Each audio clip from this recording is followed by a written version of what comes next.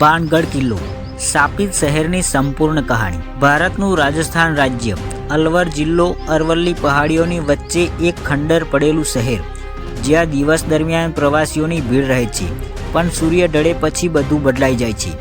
Police, guard અને સરકારી board એક જ વાત કહે છે, સૂર્યાસ્ત પછી પ્રવેશ સંપૂર્ણ મનાય છે।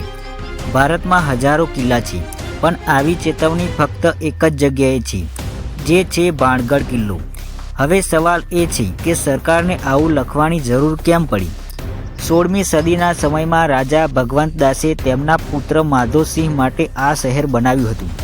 સુંદર બજારો, નાચ મહેલ, મંદિરો, હવેલીઓ, આ કોઈ કિલ્લો ન હતો, આ પૂરું શહેર હતું। સેંકડો લોકો અહીં રહેતા, વેપાર કરતા, સંગીત અને ઉત્સવ ચાલતા, અને પછી અહીં જન્મી રાજકુમારી રત્નાવતી। તેના સૌંદર્યની ચર્ચા સમગ્ર પ્રદેશમાં થવા લાગી। તે જ સમયે શહેરમાં રહેતો હતો તાંત્રિક સિંહિયા। કહેવાય છે કે તેને તંત્ર વિદ્યા આવડતી હતી અને લોકો તેનાથી ડરતા હતા। તે રાજકુમારી પર મોહિત થયો, પણ એ જાણતો હતો કે તે તેને ક્યારેય મેળવી શકશે નહીં। એક દિવસ એણે તક જોઈ, રાજકુમારી માટે ખરીદાયેલ અત્તર પર કાળો જાદુ કર્યો। જો તે લગાવશે તો તે તેની તરફ ખેંચાઈ જશે, પણ રાજકુમારી બુદ્ધિશાળી હતી।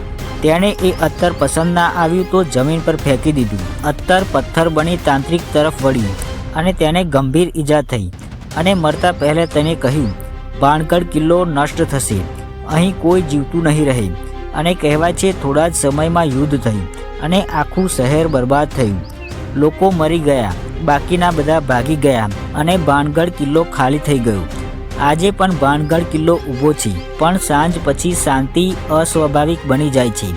લોકોના દાવા છે કે કોઈ પાછળ ચાલે છે, પગલાંનો અવાજ, સ્ત્રીના રડવાનો અવાજ, અચાનક ઠંડી હવા જેવા અજીબ કિસ્સાઓ લોકો સાથે થાય છે।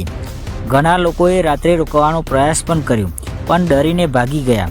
સ્થાનિક લોકો કહે છે રાત્રે આત્માઓ ફરે છે। કેટલાક કહે છે કે પવનના અવાજ, વન્ય પ્રાણી, માનસિક ભય। પણ એક વાત અજીબ છે કે લોકો રાત્રે અહીં રહેતા નથી। જ્યારે કોઈ કાયદો સીધો ભૂત વિશે નથી કહેતો, પણ છતાં ચેતવણી આજેય છે। બાણગઢ કિલ્લો ઇતિહાસ છે કે સાપ? કોઈ ચોક્કસ જવાબ નથી, પણ એક વાત ચોક્કસ છે કે સૂર્યાસ્ત પછી અહીં અંધકાર માત્ર અંધકાર નથી લાગતો। તો તમે શું માનો છો? કમેન્ટમાં જરૂર લખજો।